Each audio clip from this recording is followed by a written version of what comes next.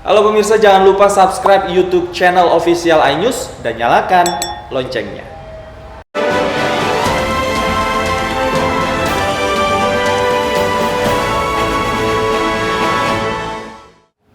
Kembali di News Pagi, pemirsa. Bagi Anda yang baru saja bergabung bersama kami, inilah beberapa informasi pilihan redaksi News Pagi. Kita awali dari informasi dari Jawa Timur, penangkapan pelaku perampokan mobil di exit tol Leces Probolinggo, Jawa Timur, bagai di film action viral di media sosial. Polisi juga mengeluarkan beberapa tembakan peringatan agar pelaku menyerah.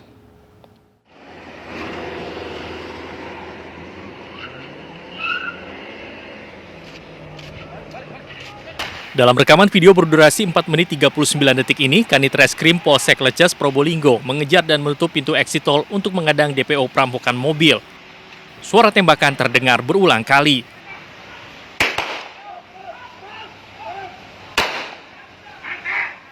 Tak mau buronannya kabur, polisi meminta petugas tol untuk menutup pintu tol sementara.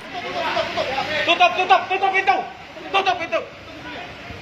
Aksi layaknya di film action ini terjadi saat Polsek Leces mendapat informasi dari Polres Pasuruan Kota sedang mengejar DPO perampokan mobil yang kabur ke arah Leces.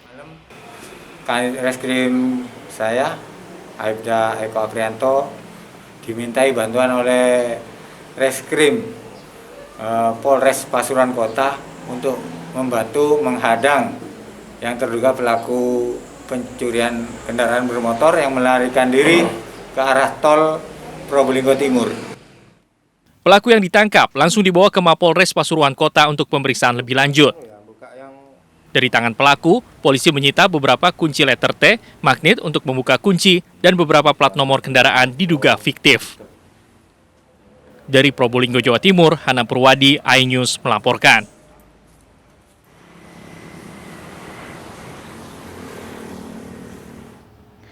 Seorang ayah di Lampung tewas akibat dibunuh oleh anak kandungnya sendiri. Ya, pelaku yang diduga mengidap gangguan jiwa kini ditangkap polisi.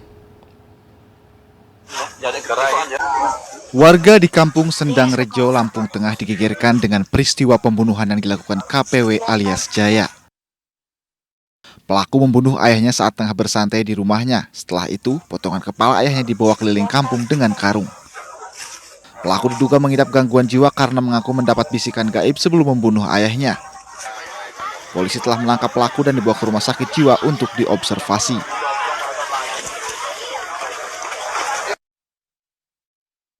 Kita beralih ke informasi lain, pemirsa. 3 rumah warga Masumpu, Kabupaten Bone, Sulawesi Selatan, ludes terbakar. Dalam kebakaran ini, 8 unit sepeda motor ludes terbakar. Kebakaran nih, guys. Dalam rekaman video amatir warga, pemilik berusaha memindahkan barang-barang berharga agar selamat dari kobaran api. Saat kebakaran melanda 3 rumah di Jalan Sambaloge Baru, Kelurahan Masumpu, Kecamatan Taneteriatang, Kabupaten Bone, Sulawesi Selatan.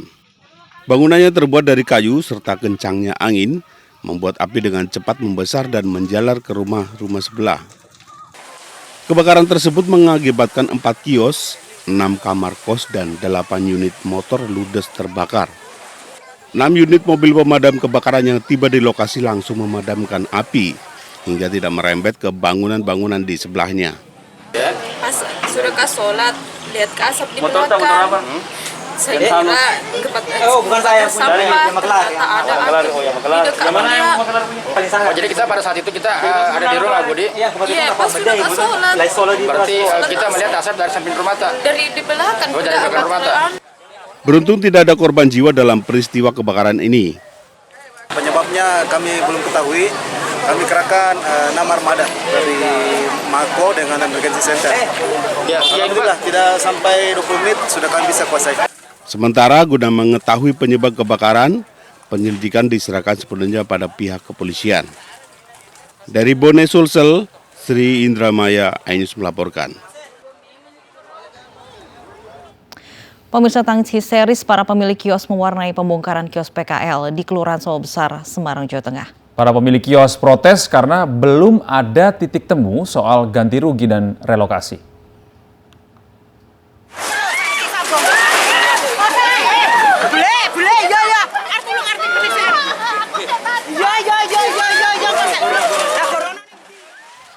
Wanita pemilik kios PKL Kali S di Kelurahan Sawah Besar Semarang menangis histeris saat petugas merobohkan kiosnya Selasa siang. Sejumlah petugas Satpol PP bahkan harus membopong wanita ini karena ia terus menangis dan pingsan. Petugas Satpol PP mengerahkan 2 alat berat untuk membongkar kios. Namun pedagang memprotes pembongkaran karena belum ada titik temu. Petugas membongkar sebanyak 105 kios PKL di Jalan Sawah Besar karena didirikan di bantaran sungai.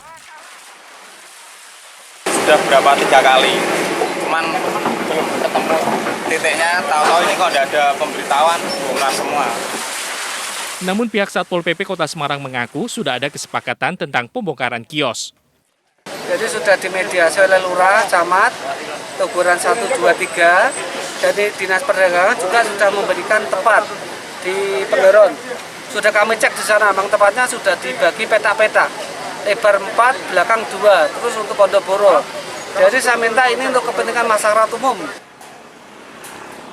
Pemerintah Kota Semarang berencana menormalisasi sungai sebagai bagian program nasional Balai Besar Wilayah Sungai dari Kementerian PUPR. Dari Semarang, Jawa Tengah, Doni Marendra, iNews melaporkan. Ya, Lovi dan pemirsa, ini beberapa kasus yang viral ini, salah satunya Polsek Kebonjeruk menangkap 5 pencuri spesialis rumah mewah kosong. Barang bukti sebuah mobil bak terbuka berisi kayu diamankan polisi. Unit Reskrim Polsek Kebonjeruk mengamankan 5 orang yang mencuri material bangunan rumah mewah kosong di kawasan Kedoya, Kebonjeruk, Jakarta Barat. Polisi juga mengamankan sebuah mobil bak terbuka yang digunakan untuk mengangkut puluhan potong kayu kusen. Saat ini petugas masih mendalami peran ke-5 orang yang diamankan serta modus para pelaku, termasuk apakah ada proses penyewaan rumah dalam kasus ini karena 1 pelaku yang diduga sebagai dalang masih buron. Sebenarnya kasusnya ini kasus yang sangat sederhana karena pencurian barang bekas yang melekat di bangunan. Memang bangunan rumah ini rumah mewah dan rumah kosong. Oke. Pak, apakah sudah ada orang-orang yang diamankan dalam kasus video yang viral ini, Pak? Jadi pada saat pertama sekali si korban ataupun ahli waris daripada korban melihat atau mengetahui ada orang yang kerja yang sedang buka-bukain kayu maupun keramik di TKP, langsung datang ke Polsek. Dari Polsek langsung segera meluncur ke TKP. Pada saat itu sudah kita amankan 3 orang. Sebelumnya sebuah rumah mewah di Kebonjeruk, Jakarta Barat yang lengkap dengan perabot mendadak berubah karena dibongkar orang tak dikenal. Sejumlah perabot mulai dari lampu hingga keramik dalam rumah kosong ini raib dibawa para pelaku. Tim Liputan iNews melaporkan. Sidang kasus pelanggaran kekarantinaan kesehatan dengan terdakwa Muhammad Rizik Syihab kembali diwarnai kegaduhan. Ya, kali ini polisi membubarkan puluhan pendukung Rizik Syihab yang ingin memberikan dukungan di depan Pengadilan Negeri Jakarta Timur.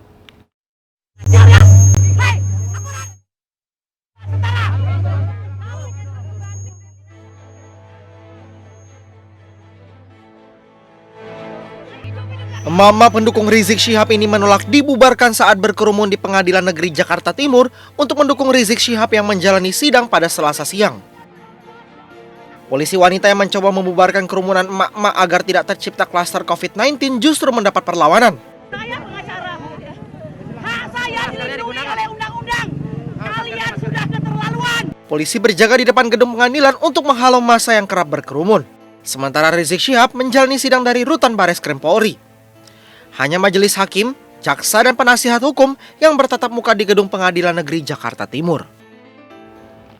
Pemirsa, pemerintahan Kecamatan Nguling, Kabupaten Pasuruan, Jawa Timur melaporkan dugaan perselingkuhan Ibu Kades Wotgalih ke pemerintah Kabupaten Pasuruan. Namun pihaknya belum bisa memberikan sanksi kepada pasangan selingkuh tersebut karena masih dalam proses hukum di Mapolresta setempat.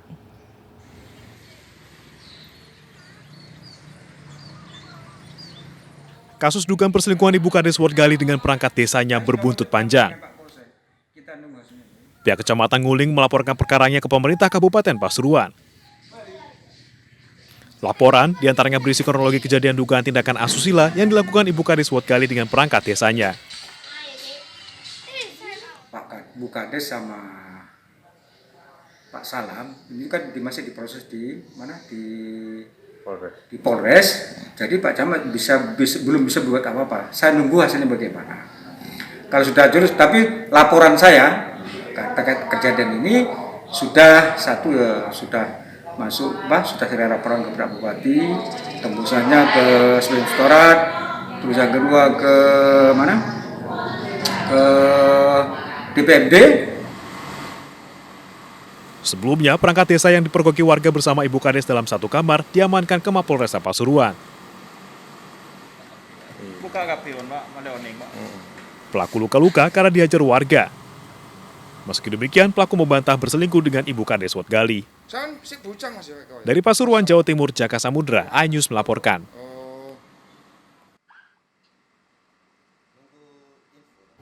Dua penerima vaksin COVID-19 di kota Serang, Banten pingsan usai disuntik. Pemberian vaksin merupakan persiapan pembukaan bioskop di pusat perbelanjaan.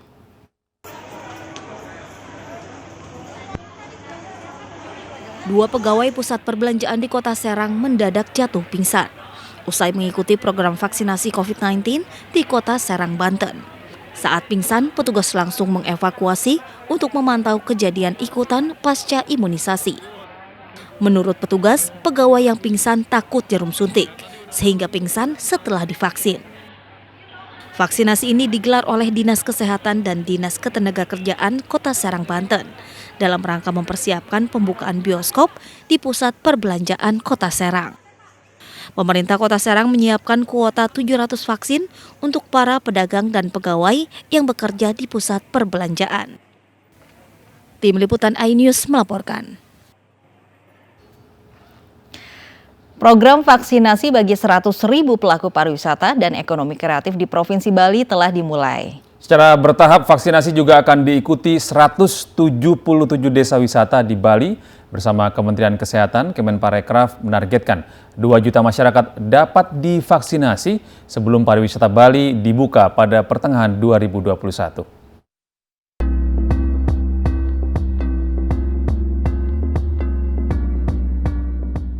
Bali mendapat prioritas program vaksinasi dalam upaya pemulihan pariwisata. Secara bertahap, 100.000 pelaku parekraf akan mengikuti program vaksinasi sebelum dibukanya pariwisata Bali yang ditargetkan Presiden Joko Widodo pertengahan tahun 2021. Tahap awal distribusi vaksinasi COVID-19 akan difokuskan di 3 lokasi yang ditetapkan sebagai zona hijau, yaitu Nusa Dua, Sanur, dan Ubud. Selanjutnya, vaksinasi COVID-19 akan didistribusikan ke sejumlah kawasan wisata, termasuk 177 desa wisata secara bertahap. Ini akan menjadi sebuah percontohan bagaimana di zoning, kemudian menuju ke zona hijau dan dibuka untuk pariwisata sehingga memberikan rasa yang nyaman pada wisatawan yang datang di Bali. Oleh karena itu ini adalah kolaborasi yang sudah dan akan dan terus kami kerjakan untuk mendorong semakin terdistribusinya secara massal vaksin di Bali. Karena salah satu syarat kita untuk bisa mengatasi COVID-19 selain 3M, 3T adalah vaksinasi. Program vaksinasi yang dilakukan pemerintah tak cuma berupaya menciptakan herd immunity. Lebih dari itu, pemerintah berharap ekonomi di setiap daerah segera pulih, khususnya yang menjadi ladang devisa seperti Bali. Dan tentunya, proses vaksinasi yang terus berlanjut akan berjalan beriringan dengan peningkatan kepatuhan menerapkan protokol kesehatan. Tim Liputan iNews melaporkan. Dan pemirsa, informasi tadi sekaligus mengakhiri jumpa kita dalam iNews Pagi. Saya Loviana Dian. Ya, dan saya Gede Satria undur diri. Terima kasih atas kebersamaan Anda. Selamat beraktivitas, tetap sehat, tetap semangat, dan sampai jumpa.